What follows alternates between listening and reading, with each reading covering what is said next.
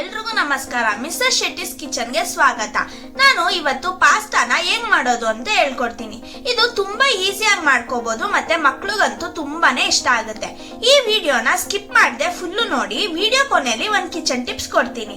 ಬನ್ನಿ ಆಗಿದ್ರೆ ಪಾಸ್ತಾ ಹೇಗ್ ಮಾಡೋದು ಅಂತ ನೋಡೋಣ.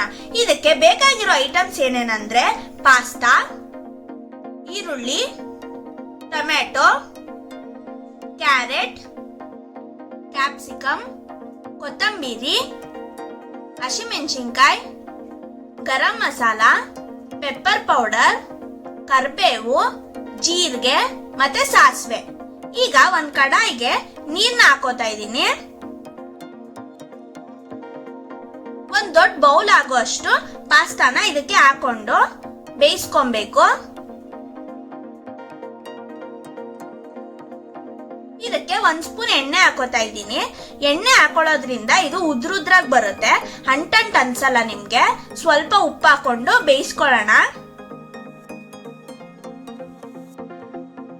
ಇದನ್ನ 10 ನಿಮಿಷ ಆದ್ರೂ ಬೇಯಕ್ಕೆ ಬಿಡಬೇಕು.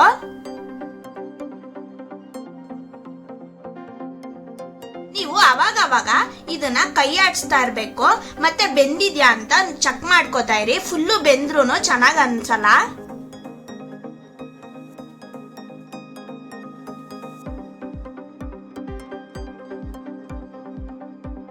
ನಾನು ಇದನ್ನ ಸೋಸಿ ಒಂದ್ ಬಟ್ಲುಗೆ ಹಾಕೊಂಡಿದೀನಿ.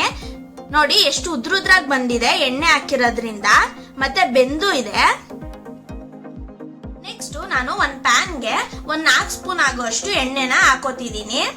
ನಿಮ್ಗೆ ಬೇಕಿದ್ರೆ ಬೆಣ್ಣೆ ಕೂಡ ಹಾಕೋಬಹುದು. ಎಣ್ಣೆ ಕಾದ್ಮೇಲೆ 1 ಸ್ಪೂನ್ ಸಾಸಿವೆ, 1 ಸ್ಪೂನ್ ಜೀರಿಗೆ, 3 ಹಸಿಮೆಣಸಿನಕಾಯಿನ ಚಿಕ್ಕದಾಗೆ ಕಟ್ ಮಾಡಿ ಹಾಕೊಂಡಿದ್ದೀನಿ.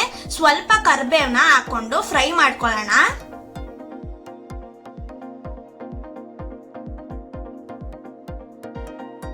ಒಂದು ಬೌಲ್ ಈರುಳ್ಳಿ, ಇದನ್ನು ಚಿಕ್ಕದಾಗೆ ಕಟ್ ಮಾಡಿ ಹಾಕೊಂಡಿದ್ದೀನಿ. ಇದು ಹಸಿ ವಾಸನೆ ಹೋಗೋ ತನಕ ಫ್ರೈ ಮಾಡ್ಕೊಳ್ಳೋಣ.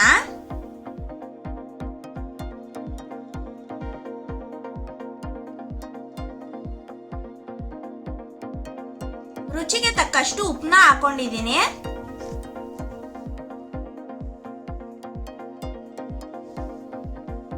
ಸ್ವಲ್ಪ ಲೈಟ್ ಬ್ರೌನ್ ಆಗೋ ತನಕ ಫ್ರೈ ಮಾಡ್ಕೋಬೇಕು. ನೆಕ್ಸ್ಟ್ ಅರ್ಧ ಬೌಲ್ ಆಗಷ್ಟು ಕ್ಯಾರೆಟ್ ಹಾಕಿ ಫ್ರೈ ಮಾಡೋಣ. ಇದನ್ನ ಜಾಸ್ತಿ ಫ್ರೈ ಮಾಡೋದ್ ಬೇಡ, ಕ್ರಂಚಿ ಆಗಿ ಸಿಕ್ಕರೆ ಚೆನ್ನಾಗಿರುತ್ತೆ. ಅರ್ಧ ಬೌಲ್ ಆಗಷ್ಟು ಕ್ಯಾಪ್ಸಿಕಮ್ ನ ಹಾಕೊಂಡಿದ್ದೀನಿ.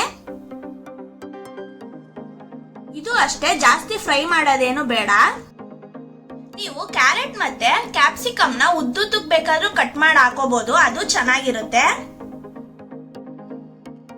ಈಗ 1 ಟೊಮೆಟೊನ ಚಿಕ್ಕದಾಗೆ ಕಟ್ ಮಾಡಿ ಹಾಕೋತಾ ಇದ್ದೀನಿ. ಇದು ಸಾಫ್ಟ್ ಬರೋ ತನಕ ನೀಟಾಗೆ ಬೇಯಿಸ್ಕೋಬೇಕು.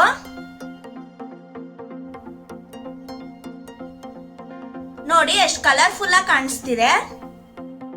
ವೆಜಿಟೇಬಲ್ಸ್ ಎಲ್ಲ ಬೆಂದಿದೆ.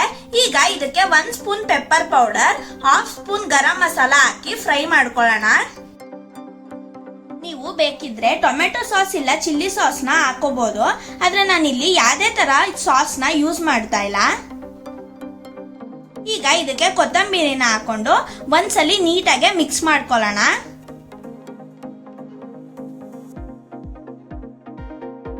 ನೆಕ್ಸ್ಟ್ ನಾನು ಇದಕ್ಕೆ ಬೇಯಿಸಿರೋ ಪಾಸ್ತಾನ ಹಾಕೋತಾ ಇದ್ದೀನಿ. ಪಾಸ್ತಾಲಿ ತುಂಬಾ ವೆರೈಟಿ ಬರುತ್ತೆ, ಅದ್ರಲ್ಲಿ ಇದು ಒಂದು ತುಂಬಾ ಸಿಂಪಲ್ ಆಗಿ ಮಾಡ್ಕೋಬಹುದು, ಮತ್ತೆ ನೋಡಕ್ಕೂ ಕಲರ್ಫುಲ್ ಆಗಿರುತ್ತೆ. ಮಕ್ಳಿಗಂತೂ ತುಂಬಾನೇ ಇಷ್ಟ ಆಗುತ್ತೆ. ನೀವು ಟಿಫನ್ಗೆ ಮಾಡ್ಕೊಬಹುದು.